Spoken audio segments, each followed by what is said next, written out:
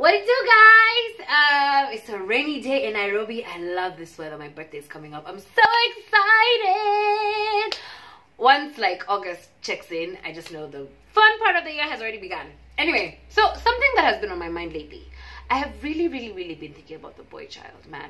Our men are struggling. The black man has gone through so much. You know, the African man, the Kenyan man. I think about, you know, my brothers and my cousins and just all the men around me and what they're going through. And I feel so bad, you know, because mental health has never been, people have never been more aware of mental health than now. But unfortunately, still, I feel like the health of our men, our black men, is still being neglected. And when we come about this conversation is why are men going through so much? Why are men killing themselves as much as they are? And there always comes about this point of it's because there has been a girl movement, a girl child movement, or a woman empowerment movement, but there hasn't been one for the men. And I really wonder that who exactly is being expected to, you know, step up and go out here and speak to these boys and teach these young boys and young men how to be men, how to survive in this cold world. And why is it that every time this conversation comes about, there's always just a comparison about what the women are doing, but nothing is being done by the men? Because the reality here is, we women cannot teach young boys how to be men. We cannot teach young men how to be men. We cannot teach men how to be men because we are not men. We don't know what you guys go through. We don't know what it is to be a man. So you cannot expect for us women to stop with the women empowerment or the girl child empowerment and the girl movement to come and start empowering the boys while the men, what are the men doing? We have politicians, we have musicians, we have artists, we have all these people who have come from the struggle and they're making it. There's so many people out here who are actually doing something with their lives, who have managed to, you know, maneuver life and what's the word?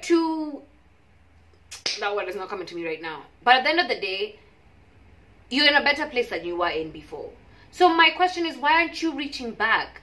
The women who started the women movement, that's because women were tired of being sidelined, of having no rights, of being treated like things.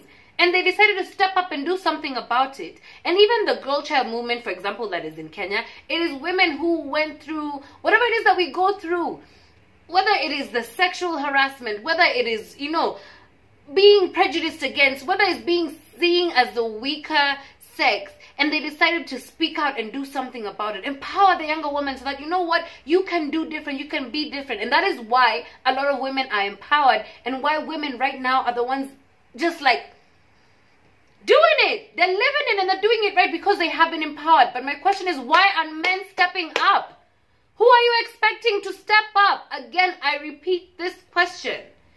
In the US, we have such movement like the Boys and Girls Club where men, older men, mentor younger boys and teach them how to survive.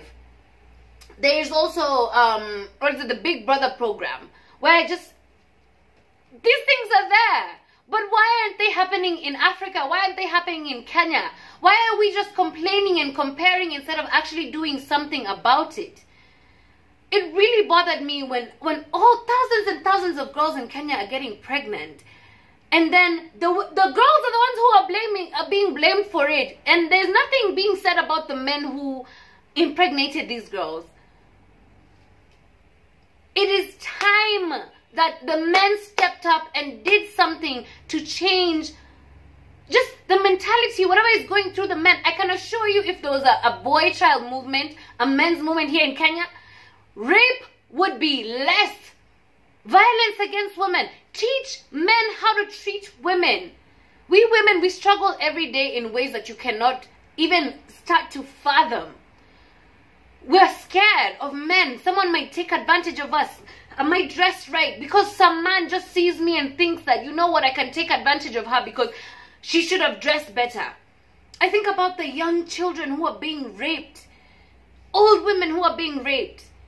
This is a man that somebody possibly could have talked out of that and showed them that, look, you have other options. that yes, sometimes we have some animalistic, maybe, you know, thoughts and urges, but no, you don't have to do it just because you maybe feel some type of way about it. If men stepped up, and this is my challenge to men, guys, you guys need to step up. You guys need to step up and empower the young men. Change the course of the world has already, I mean, think about it. The black man has already been made like if they're ugly. Oh, they've been put down. We've been put down so much. But guys, the only people who can empower them is you. So you all need to step up. Anyway, I hope I made my point. That's all. That's all for today. Keep it locked.